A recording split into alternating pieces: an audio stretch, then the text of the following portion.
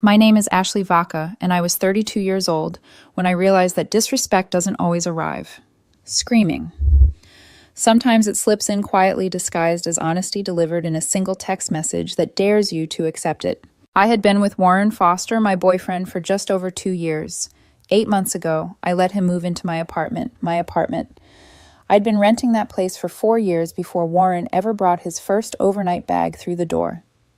The lease was in my name. The rent, $100 a month, came out of my account. Every month like clockwork. Warren contributed about $400 for groceries and utilities, and liked to say he was saving for something bigger. I believed him. I wanted to. That detail matters. It becomes very relevant later. For the first year and a half, things felt normal, comfortable, familiar. But about 6 weeks before everything blew up, something shifted. Warren was suddenly glued to his phone, smiling at messages he wouldn't explain. He started going out more, staying later, claiming work drinks or spontaneous plans with friends. He was physically present, but emotionally distant, like his body showed up while his attention lived somewhere else. I'm not the jealous type. I don't interrogate, don't snoop, don't track locations. I believe adults deserve space. So I told myself I was imagining things, that relationships go through phases.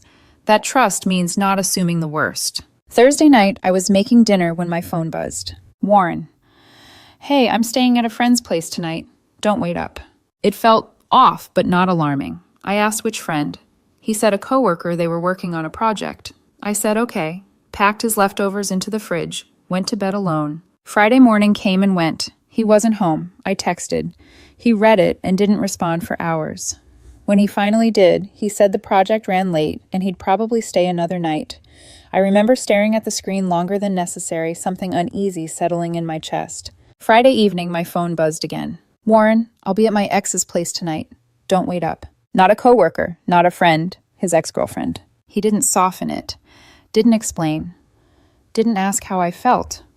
Just informed me like this was a normal, acceptable update in a committed relationship.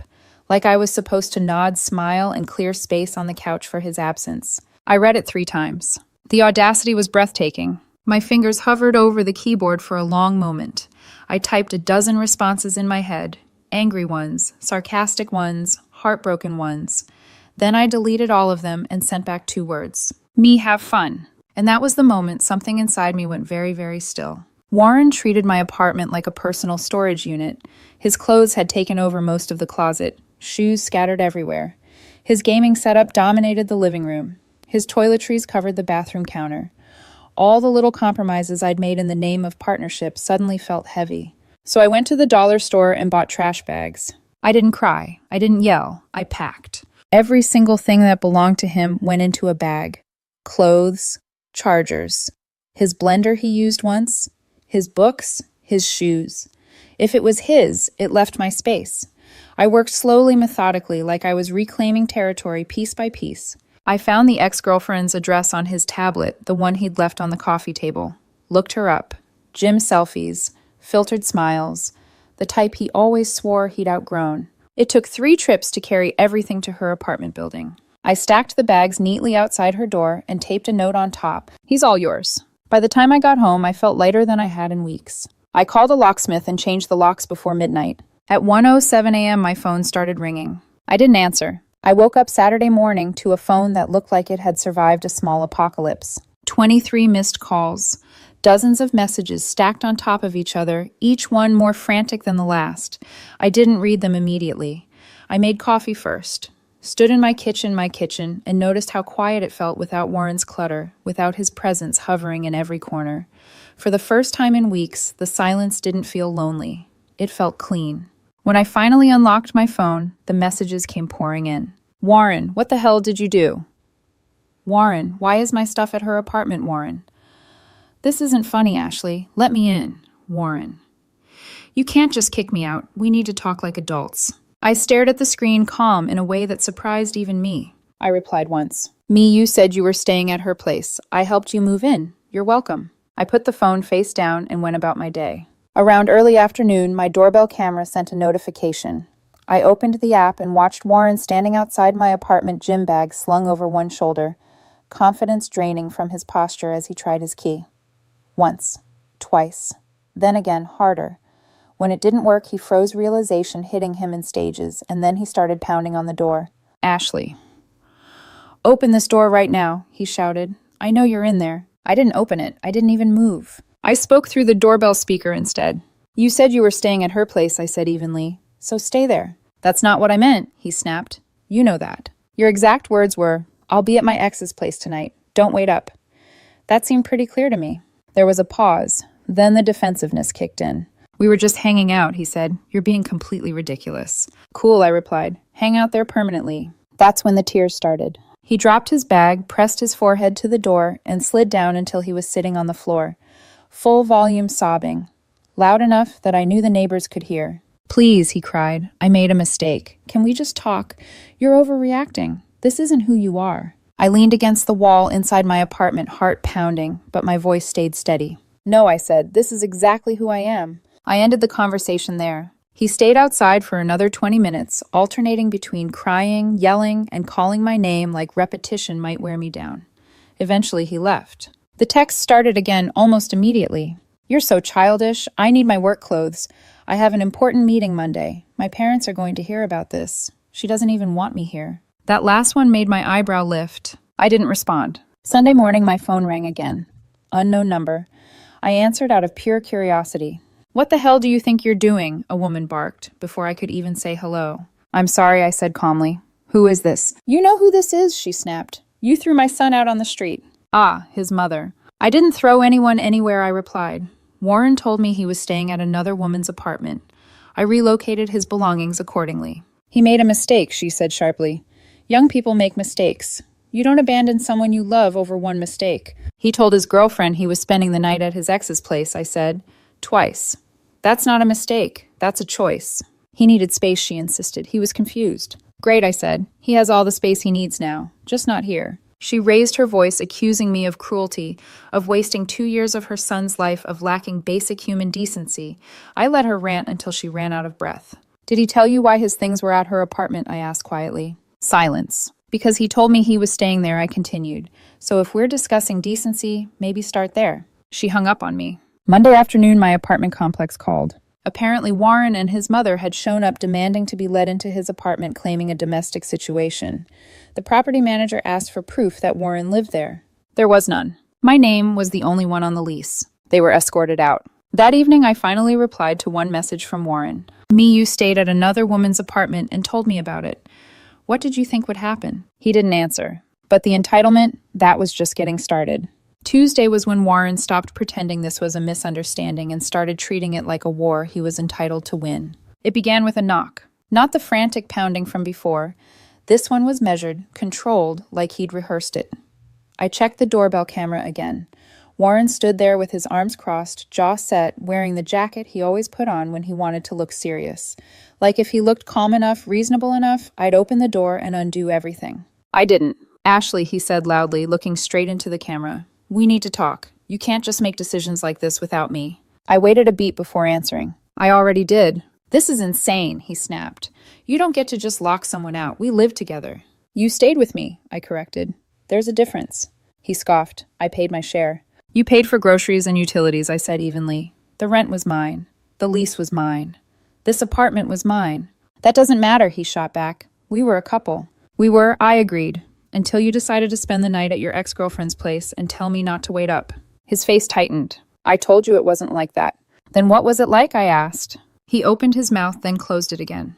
No answer came. Just frustration. This is emotional abuse, he said finally. The silent treatment. Locking me out. You're punishing me. I'm responding to your choices, I replied. Those aren't the same thing. He slammed his palm against the door. I need my stuff. I need my work clothes. You can't hold my life hostage. I didn't, I said.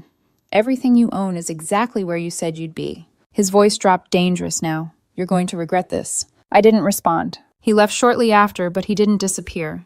The texts escalated accusations, guilt trips, moral lectures about communication and forgiveness. By Wednesday evening, there was another knock. This time it was 2 uniformed police officers standing in the hallway. Ma'am, one of them said politely, we've received a report about a possible illegal eviction. I felt a flicker of irritation, then calm. Of course, I said, stepping aside. Come in. I showed them my lease. One name. Mine. I showed them Warren's messages about staying at another woman's apartment. I explained that he wasn't a tenant, never had been, and that his contributions were informal. The older officer glanced at his partner. So he said slowly, he told you he was staying somewhere else, and you believed him? Yes, I said. I took him at his word. The younger officer tried and failed to hide a grin. And you delivered his belongings there, he said.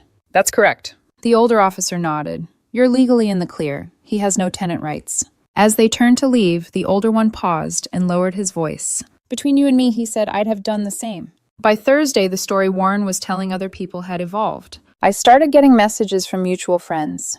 Confused ones. Concerned ones. Did something happen? Warren says you kicked him out with no warning. He said you lost it. One friend called outright. Ashley, he said carefully. What's going on? He's saying you went nuclear over nothing. Did he mention staying at another woman's apartment? I asked. Silence. I sent screenshots. The pause that followed was long. Oh, my friend said finally. Okay, that's completely different. I sent the same screenshots to a few others who'd been circling me with quiet judgment. The tone shifted fast, very fast. Friday morning, Warren tried a new angle. Warren, you're legally required to forward my mail. Me, everything goes to your parents' house. Warren, my packages. Me, give me a forwarding address. Warren, I don't have one yet. Me, not my problem. Then came the most ridiculous attempt yet. Warren, I left something important there. Me, like what? Warren. My grandmother's necklace. I stared at the message, stunned. Describe it, I replied. Warren silver. Blue stone. It means a lot to me. I didn't look, because it didn't exist. By the end of the week, it was clear this wasn't about closure. It wasn't about love. It was about control and losing it. And Warren hated that more than anything. If Warren couldn't get back into my apartment, he was determined to get back into the story. By the following Monday, it was obvious he'd decided to win through perception instead of reality. I started noticing the shift quietly at first. Shorter replies from people I'd known for years. Messages that felt carefully neutral conversations that ended too quickly. Then one of my college friends finally called and said what everyone else was thinking. Hey, so Warren's been telling people some stuff, she said cautiously. About me, I asked. She hesitated. About how you kicked him out without warning. Said he came home and his locks were changed. That you wouldn't even talk to him. I closed my eyes for a moment. Did he mention staying at his ex-girlfriend's apartment, I asked. No, she admitted. He said you were just being cold. I sent her the screenshots. A few minutes later, she called back. Oh my God, she said. That's not how he told it. Exactly. Warren had painted himself as the abandoned one, blindsided, homeless, emotionally devastated. He left out the parts where he casually informed his girlfriend he'd be sleeping at another woman's place. Left out the entitlement. Left out the audacity. Some people bought his version. Others didn't. But the truth has a way of surfacing when it's documented. By Tuesday, the narrative was unraveling. Then he escalated. I came home Wednesday evening to 2 police officers at my door, different from the last pair. Ms. Vaca, one of them, said we're following up on a report of an illegal eviction. Again. This time I didn't even feel irritated, just tired. I showed them everything again. Lease, messages, timeline, contributions. The officer sighed. You're not the first person we've seen deal with this, he said. And you're not in violation. Warren's attempt to weaponize authority fell flat. Thursday, my phone buzzed with messages from people who had clearly heard his version first. You didn't have to be so harsh. 2 years is a long time to throw away. He's struggling. By Friday, his brother called. You know he's couch surfing, right? He said accusingly. Sleeping on friends' couches. You're really okay with that? He told me he was staying at another woman's apartment, I replied. I believed him. That was one time, his brother snapped. Twice, I corrected. And that doesn't change anything. She's sorry. I repeated. Warren is sorry he lost free housing. That's not the same thing. You're really going to throw away 2 years over this? He threw it away when he disrespected the relationship, I said. I'm just accepting reality. There was a pause. No wonder he looked elsewhere, his brother muttered. You're cold. Have a nice day, I said, and blocked the number. The next revelation came from a mutual friend Saturday night. Warren and his ex-girlfriend were officially dating. Posted photos. Captions. Less than 2 weeks after everything blew up. The comments were brutal. Wasn't he just living with someone else? Wow, that was fast. So this is who he meant. One comment from Warren stuck out. Sometimes you don't realize what you have until you're free to explore. I stared at it for a long time. It confirmed what I already knew. This wasn't a mistake. It was an exit strategy. One he expected me to fund until he was ready to leave comfortably. What he didn't expect was me refusing to play along. That same weekend, my landlord called. "Hey," she said, kind of a weird situation. "Someone claiming to be your boyfriend asked about taking over the lease." I actually laughed. "I'm not subletting anything," I said. "He's an ex who was never on the lease." "That's what I figured," she replied. "He also asked about your renewal date." My lease was up in 3 months. And suddenly I had an idea. "I might not renew," I said, actually thinking about moving. "Well," she said warmly, "you've been a great tenant. Just give notice if you decide." I didn't tell Warren any of this. I let him believe he still had time. Once Warren realized the door wasn't opening literally or emotionally, the requests started changing shape. They stopped sounding like apologies and started sounding like negotiations. By Monday, he'd moved from "we should talk to you, owe me." It came in waves, always just reasonable enough to sound almost fair if you didn't look too closely. "I just need some of my things," he texted. "I need closure. You can't erase 2 years like this." I didn't respond. Behind the scenes, I was doing something he never expected, planning my exit without announcing it. I started apartment hunting quietly during lunch breaks and late evenings. I didn't tell friends. I didn't post listings. I didn't say a word to Warren. I found a 1-bedroom across town in a quieter neighborhood, smaller but brighter, with a rent that was actually lower than what I was paying. It felt symbolic in a way I couldn't fully explain yet. Less space, fewer ghosts. While I was planning my future, Warren was mobilizing his past. His mother showed up again midweek. I saw her on the doorbell camera before she even knocked, standing there, clutching her purse, like she'd rehearsed this moment in front of a mirror. When I didn't open the door, she leaned toward the camera. "Please," she said, her voice suddenly soft. "My son is struggling. He's not eating. He's depressed. You were together for 2 years. Don't you care about him at all?" I took a slow breath before answering. "He made his choices," I said evenly, "and I made mine." "He made a mistake," she insisted. "One mistake. Are you really going to punish him forever?" "It wasn't one mistake," I said. "It was a series of choices that showed me exactly how much respect he had for our relationship." Her tone shifted. "What if he hurts himself?" she asked quietly. "Would you be able to live with that?" There it was. Emotional blackmail. "If you're genuinely worried about his mental health," I replied, "you should help him find professional support. That's not my responsibility anymore." Her face twisted, anger flashing through the performance. She started yelling, calling me heartless, cruel, accusing me of destroying her son's life. Neighbors began peeking out into the hallway. I called the police. When they arrived, the older officer recognized the address. "Back again?" he asked with a tired smile. "Unfortunately," I said. They escorted her out while she screamed threats about lawsuits and emotional damages. As she was leaving, one officer turned back to me. "She's saying they're going to sue you," he said, "just so you know." "I have everything documented," I replied. "Let them try." That night, Warren's ex-girlfriend entered the picture directly. She messaged me on social media. Her, "You need to back off. He's going through a lot because of you." Her, "You don't get to just ignore him." I stared at the screen, stunned by the audacity. Me, "You wanted him. You have him. You deal with him." Her response came quickly. Her, "He still cares about you. You could at least help him get on his feet." Her, "Even a little money would help." Money. That was the real ask. Me, "He lost free housing after betraying me. That's called consequences." Me, "Don't contact me again." I blocked her immediately. By the end of the week, I got confirmation on the new apartment. Move-in date 6 weeks out. Perfectly timed with the end of my lease. I signed the papers quietly. Warren still thought he had leverage. He had no idea I was already gone. By the time Warren realized he wasn't getting what he wanted, he decided to demand it. The text came in late Sunday night. "Warren, we need to meet face to face. I'm not asking anymore. Warren, tomorrow. Coffee shop on Main Street. 2 p.m. Be there." I actually laughed out loud. The entitlement never stopped. Amazing me the way he spoke, as if he still had authority over my time, my presence, my decisions. As if I was still waiting at home for instructions, still playing my role in his life. I didn't reply. 10 minutes later, another message came through. "Warren, if you don't show up, I'm coming to the apartment and I'm not leaving until we talk." That one made me pause. Not because I was afraid, but because it was perfect. Me, "Fine. Tomorrow at 2 Haro." I never intended to show. Instead, at 2:15 the next afternoon, I drove past the coffee shop. He was already there, sitting at a small table by the window, dressed nicer than I'd seen him dress in months. Hairstyled. Phone face up on the table, checking it every few seconds. He looked tense, hopeful, angry, cycling through emotions, like he couldn't decide which one would work on me. I didn't stop. I kept driving straight to my new apartment. By the time I was unloading a box of books, my phone started buzzing. Warren. Where are you, Warren? I've been waiting. Warren.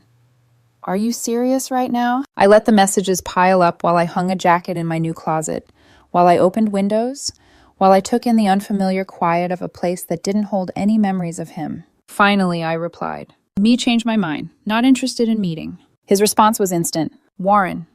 You're unbelievable. Warren. I'm coming to the apartment. I smiled. 20 minutes later, my phone rang. I didn't answer. Then the text came fast, confused, panicked. Warren. Why is there furniture in the window? Warren. Did you redecorate Warren? Whose couch is that? The new tenant had moved in early, I replied once. Me, I moved out. Lease ended. The phone started ringing again, over and over. Warren. Where did you go, Warren? When were you going to tell me, Warren? I had stuff there. Warren. You can't just disappear.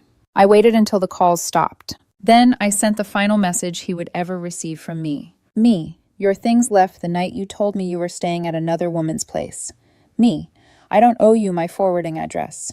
Me. Enjoy your life. I blocked his number, blocked his mother, blocked his brother, blocked his ex-girlfriend, blocked anyone who might try to carry messages between us. By the time my head hit the pillow that night, I felt something I hadn't felt in months. Relief. But the story wasn't done with me yet. For about a week after I blocked everyone, the silence felt unreal, like the calm after a storm, when you're not sure whether it's actually over or just catching its breath. Then the letter arrived. 6 pages, handwritten, folded neatly and stuffed into an envelope with my name written in careful, familiar handwriting. Warren had found my new address. I sat at my kitchen counter and read the entire thing once, then again slower.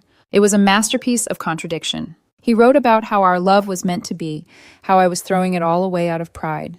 He listed everything he'd sacrificed for our relationship jobs. He never left plans. I never asked him to change opportunities he claimed he'd turned down. He accused me of being controlling for changing the locks after he told me he was staying at another woman's apartment. He demanded $3,000 to help him get back on his feet since I'd ruined his life. The letter ended with, I'll always love you, even though you've broken my heart. I took photos of every page and put the letter in the trash. A week later, the threat became real. Warren posted a long public rant on social media about financial abuse, emotional control, and being suddenly thrown out with nothing. The comments flooded in sympathy outraged people who barely knew me, declaring that I deserved consequences. I watched it sit there for a full day. Then I posted the screenshots. All of them. The texts, the timeline, the message where he told me he'd be staying at his ex-girlfriend's apartment. My caption was simple. Since we're sharing stories, here's the full one. He spent 2 nights at another woman's apartment while we were together. When I changed the locks on the apartment I paid for alone, he called it abuse. Decide for yourself. The comment section exploded. People who had defended him turned silent. Others started asking questions. Someone tagged his ex-girlfriend. Someone else asked if this was why they'd started dating so quickly. Within an hour, Warren deleted his post. Too late. Screenshots live forever. His mother commented under mine, calling me disgusting for humiliating her son publicly.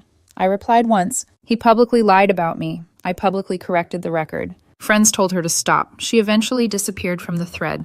A few days later, I got the best update yet. Warren's ex-girlfriend had kicked him out. Apparently, living together wasn't the fantasy he'd imagined. She got tired of the mess, the drama, the lack of financial contribution. He moved back in with his parents an hour outside the city, the commute he'd always complained about. Everything he tried to avoid had found him anyway. 4 months after I changed those locks, I realized something had shifted. Not around me and me. The chaos had finally burned itself out. The last attempt at contact came through someone I barely knew, a friend of a friend who had never once checked in on me while the lies were circulating. Them. Hey, Warren is really struggling. Even a few $100s would help him get back on his feet. I stared at the message for a long moment before replying. Me, he made his choices. He can live with them. Don't contact me about him again. Them, that's kind of cold. Me, so is betrayal. I blocked the number and felt nothing about it. Life without Warren turned out to be surprisingly peaceful. My new apartment was smaller, but it was mine. No clutter. No walking on eggshells. No feeling like I was funding someone else's escape plan. Work was going well. I got a raise I hadn't even asked for. I started going to the gym again, not out of spite or revenge, but because I had the energy for it now. I wasn't constantly managing someone else's moods anymore. A few weeks later, I started seeing someone new. His name was Michael Reyes. He had his own place, his own career, his own life, a fact that felt revolutionary after everything I'd been through.